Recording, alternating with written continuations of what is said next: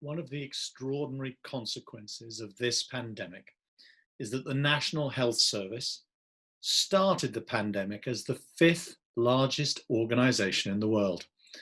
And it's now gone up one place. And that's because there are so many part-time workers helping out now that the numbers have swelled to meet demand.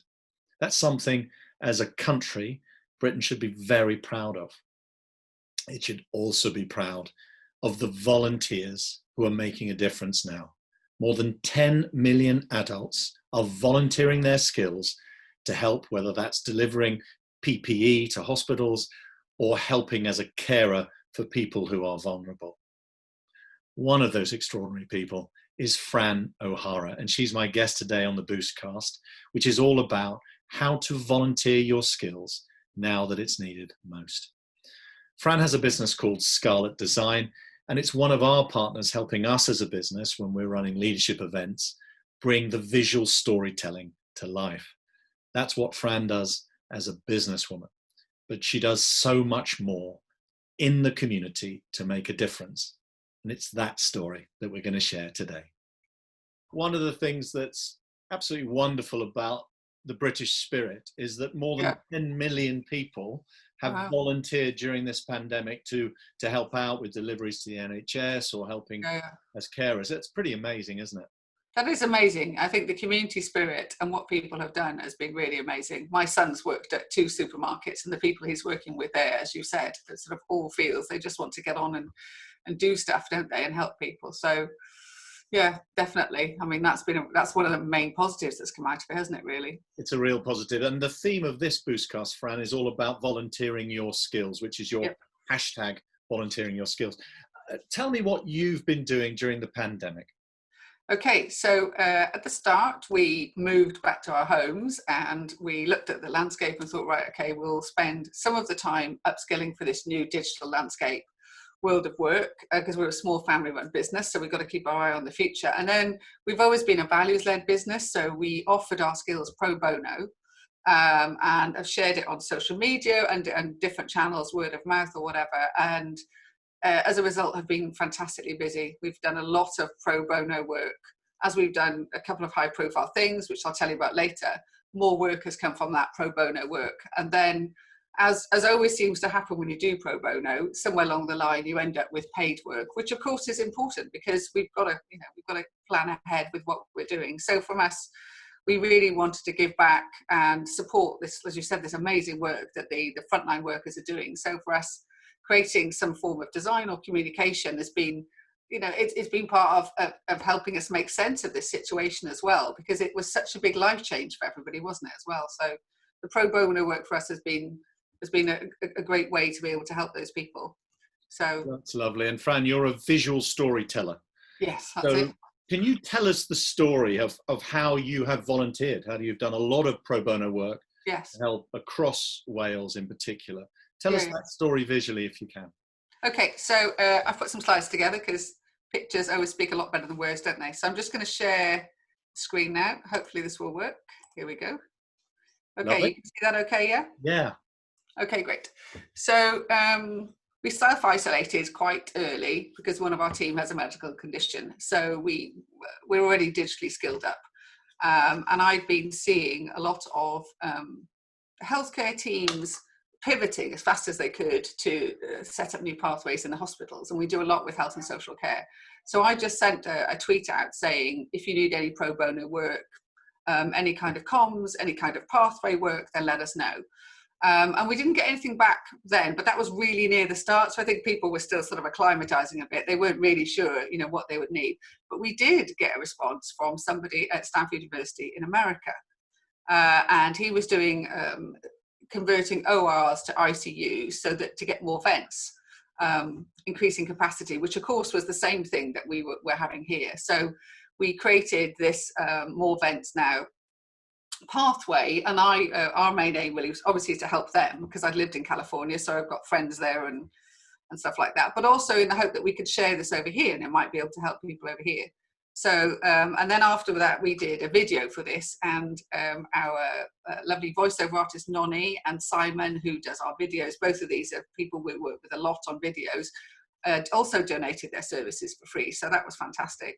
And that's really getting some traction over there. That's what they needed it for. He said, we've just got to get above this sort of social media noise that's going on. And I think we really helped him tell his story, which was a new story for them. So that's as you said, it's a visual story. And then now they've set up a non-profit, and I've got some funding for that. And so the expand care stuff at the bottom right of that slide is some page work that they've paid us to do, the logo and the PowerPoints, and helping them tell their story as well. So that's been an interesting story. And then we work a lot with Cardiff and Vale. We've been doing a lot with their transformation programme. And I saw a photo of them on Twitter, and they were touring the Millennium Stadium. And it just seemed quite incongruous, this sort of giant green pitch that we go to rugby matches and concerts on. Suddenly there's the healthcare team that I normally see at the hospital. So I just sent them a tweet message to the head of comms saying, look, anything you need, logo, signage, because it's a huge stadium. And then she said, we'll get back to you. And then a few days later, I was cooking tea, and it came over in it as an email and said, could we have a logo and maybe some signage? And they decided to call it the Dragon's Heart Hospital, which I thought was really great as a story, because it was a Welsh story and it was a Welsh name. And so we created some logos for them, just worked on it for a day. We had a 1 hour briefing, 7 hours worked on it, sent them some options. And then the team who were setting up the field hospital, they chose the one that they liked, which was great, because it gave them a feeling of identity, and it was the team's image. And then this was the logo they picked. They could have picked one of the ones I thought was a little bit more NHS-y, but they went for something that as you can see here, which was a lot more passionate, which was a lot more of a visual story. And the response to it has been huge. The name, and predominantly the name, but also the logo as well. It's really sort of captured people's imagination, the passion. That was part of the great briefing, that people feel such pride in working for the NHS and setting up a hospital as they did from nowhere, literally. It was amazing to watch when we sort of went around there and had a tour to help with the signage. It was, quite humbling really to see all these people running past with sort of large machines and things like that, to get everything fitted up there. So the logo itself has gone on everything in there, and they did it in a few weeks, and has had a really big impact for the team as well. I think it sort of gave them that sense of identity early on. I think it's incredible. It's so emotional and evocative. One of my sons, Ben, he plays for London Welsh rugby team. So he understands the passion of the Welsh nation. Yes. And what you've captured here is the compassion as well as the passion. And I think that's an extraordinary image. Yeah. One of my lots of my friends work for the NHS, and that's what they were saying as well. It sort of had that feeling of, we can do this. We're all going to, exactly like you said, we're all going to step up and band together and do it. So for us, we're really, really proud of it. It's a piece of work, but it's made us very high profile. And from that, we had a lot more pro bono inquiries, which of course we were happy to do, particularly for logos. And I think this sort of visual storytelling logo is something that people have really embraced, and gives people, especially if you're doing something new, it makes it feel a bit more permanent. And when so many things are changing, I think that's what you need. So yeah, the logo's gone on everything, like I've said, and it's wonderful. At the same time as I was doing that logo, later on that day, Ollie is one of the team that we work with, and he said, do you think I can do can you do me sort of something to promote the fact that I'm running a marathon in a toilet, dressed as a toilet roll in my garden? So yes, it was sort of, but both are, effective comms, as we say. So yeah, he was, I think he was expecting a hand-drawn visual like we do for you, but I said, it's so much funny if I put your head on a picture of it, because this is exactly what he looked like. So, we can't really measure how much more money he got because of it, but I know that a lot of people really enjoyed it and sort of went, yep, I'm going to go and fundraise now and stuff, donate to you now. So yeah, it brought a smile on people's faces, which I think we needed at the moment. And then the other one you saw was also for patient experience, when people were going into emergency services, and also the wards, they were isolated, and so some people literally went in the clothes they had on. So they were fundraising for to buy them toiletries and little things like chargers as well, so that you can charge your phone while you're there. So things that just sort of have traction and very visual on social media. I think that's where my Disney background comes in. I like a lot of colour, and I like stories. You do, and Fran, what I love about this is the S is a super person. So that National Health Super People kind of really works. I love it. And the rainbow toilet roll, isn't it? Because we had all that toilet roll thing at the start, wasn't it? So coming from the Dragon's Heart, we'd tweeted it, or other people had tweeted it actually, and then we had a request from another health board, and they were setting up a community therapy hub, and we're seeing a lot of this, which is what's the care and well-being going to look like for the staff and patients post-COVID. So another one, they've done a huge amount of work, and said, do you think you could design a logo for us? We're a new service, it'd be great to have some form of badge, and it doesn't have to look exactly like the NHS. So again, gave them a series of logos, the team picked it, and the feedback we had was that it gave them a really big boost because they were putting in all these hours, and it is going to be very difficult. They're like OTs and people out in the community who are going to really take over the care in the future. And so for them, it was a real boost, and they've used it in lots of places. So it's been, a really nice piece of work for them as well to have, and it made them feel, like I said, it gave them a strong identity from the start. Of course, we're super proud that we could have helped them with that again. So. And Fran, it's so easy to underestimate the point you make about identity, because the pandemic has made us feel unstable and unsure. And this giving of spirit and identity through a visual symbol is a huge added value. It clearly is. I think so. And I think from the patient's perspective as well, if there's a lot of communication with the patients, it's a two-way. So yes, for the team, it's been a big boost. But the patient seeing something that's badged and looks professional builds that trust again, isn't it? And they are a lot of very vulnerable and isolated people. So again, the story that we're telling works both ways, doesn't it? So I think that's what I've really got from the work that we've done, is the power of a logo and a badge that connects with people, that's got that emotional connection. So that's definitely changed how we work with our communications in that side of our work as well. So, we've got a lot from it, and we're really proud, that we could do something useful, I think. Rightly so.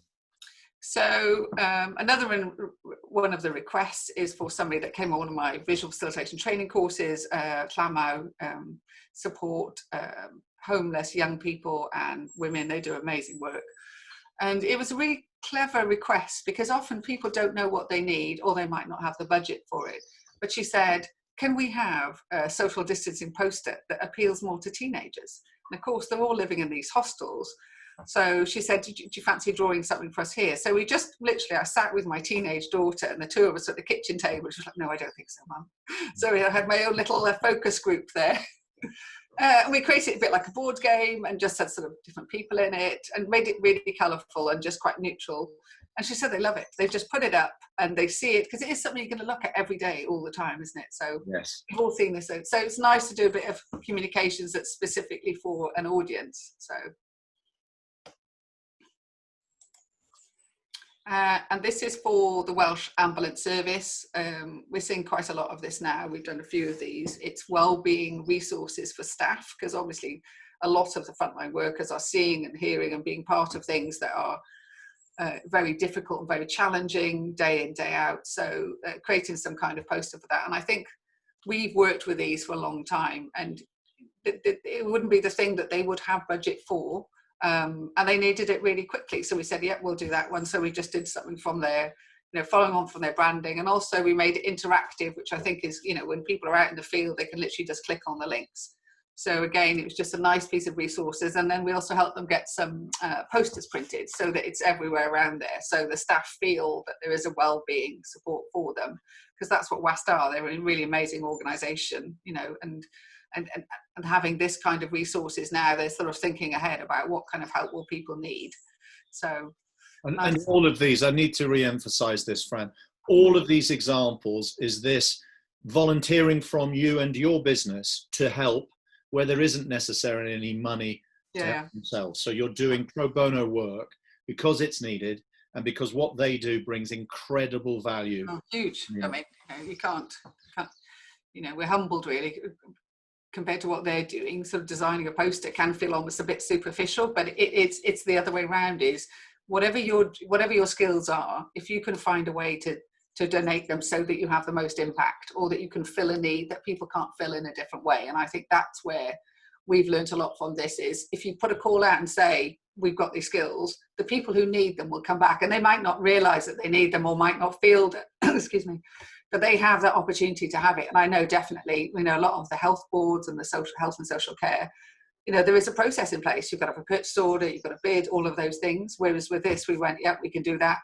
And we just went on and did it. And so they got it very quickly, which is great. And Fran, I just want to reiterate what you said.